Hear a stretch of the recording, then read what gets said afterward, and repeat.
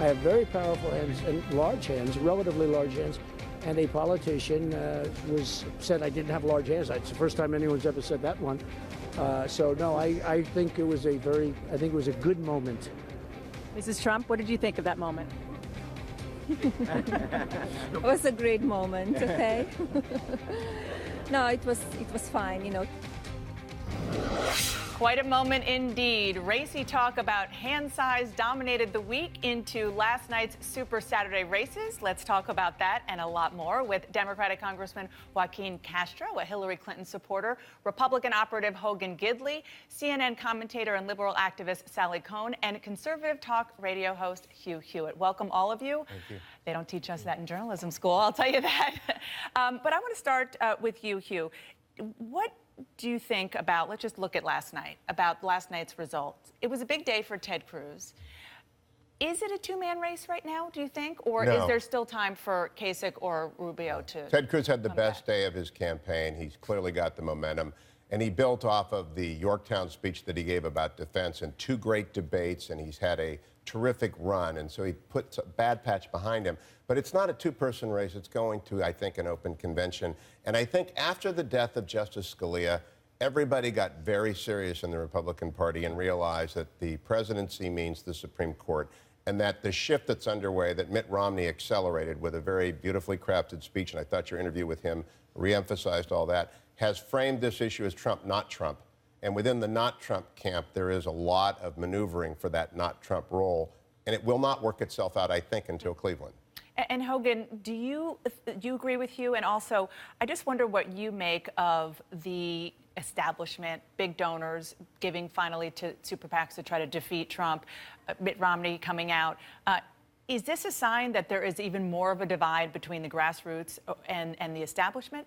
I think so, and I think it's grown. I mean, Hugh touched on some of these points, but he's right. Look, over the course of this election, the difference between 2008 and 2012 and now is just the anger that exists. And I think the RNC and the DNC, quite frankly, either chose to ignore or refused to acknowledge the level of anger out there.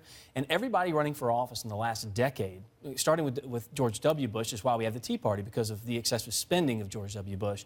But ever since then, campaigns basically said the other side's the devil, and if they get elected, America is going to fall into ruin. Mm-hmm. And so this language, while it's cheap to deliver, the result is quite expensive. It's a divided electorate that can't get behind one person. They're angrier than ever. They're nastier than ever. They're more insulting and happy to see the insults come from candidates.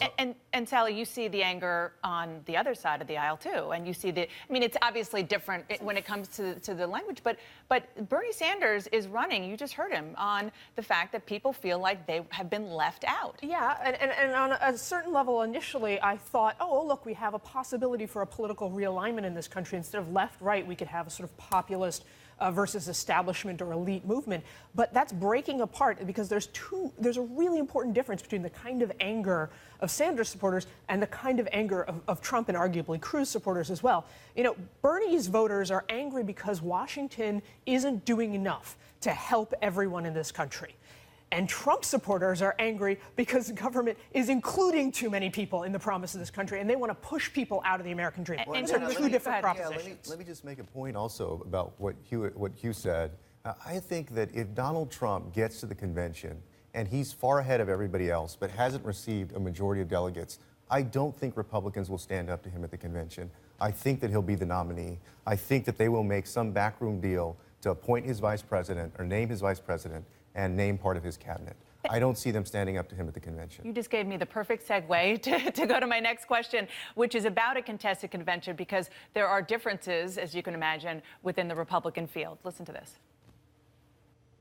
Look, we're going to win Ohio, so what's going to be interesting is we're probably going to end up in a brokered convention. In my view, a brokered convention ain't going to happen.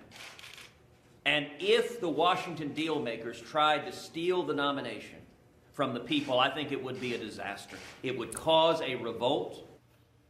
Well, I agree with Ted Cruz on that, I guess. I just think there would be such an outcry.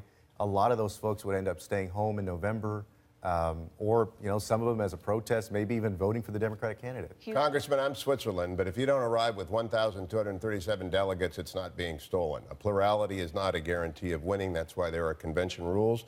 And it could be someone not named Kasich, Rubio, Do you really Trump. think the grassroots would go for that? I mean, Hogan? I really believe that whoever comes out of that convention will beat Hillary Clinton, who this morning in the Washington Post is revealed to have 104 classified emails on her server. Whoever comes out of that convention is going to beat Hillary Clinton. How about if it's Mitt Romney? Oh, Never going to happen. It's not going to be Mitt Romney. No, that's... It's not. Well, I mean, he's setting himself right. Look, Yeah, but the revolt of the grassroots, I know it won't be stolen because we do have rules. We are a party. I understand that. But the perception will be that it's been stolen. And if that's the case, you think people are angry now, you wait until that floor fight and wait till it's over. And I think the result is they won't go vote for Hillary Clinton, but they will stay home. And that's what's going to hurt us in November if they stay home. And let's just switch quickly to the Democratic side.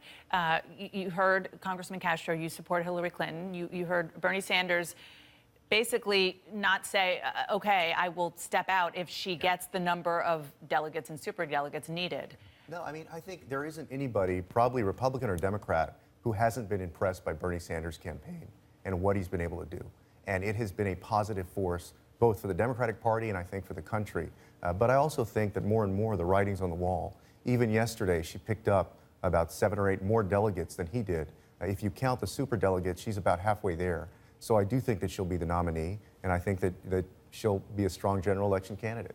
Well, I mean, I think we mostly agree on this one. Look, Bernie Sanders never got into this race to win, and they'll say otherwise, but the truth is no one expected him to do this well. His point was to push a set of issues and a set of conversations. So he's a message candidate. He's not a real candidate? Well, I'm saying he's already won. The fact that he's doing this well is icing on the cake, and I think his supporters want to see him keep going. But couldn't he damage Hillary Clinton by staying in? He is making her a better candidate. No, he's not, doubt. because he's missing his biggest...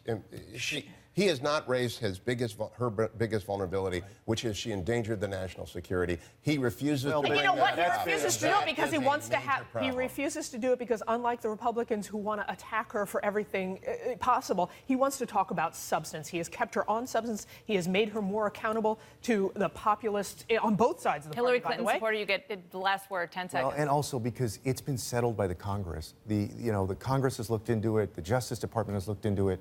And they've cleared her. The Justice Department is looking into it, but that's for another. She's been cleared. I missed that. Okay, we gotta go. We're gonna have this conversation for a lot of months. Believe me. Thank you very much, all of you.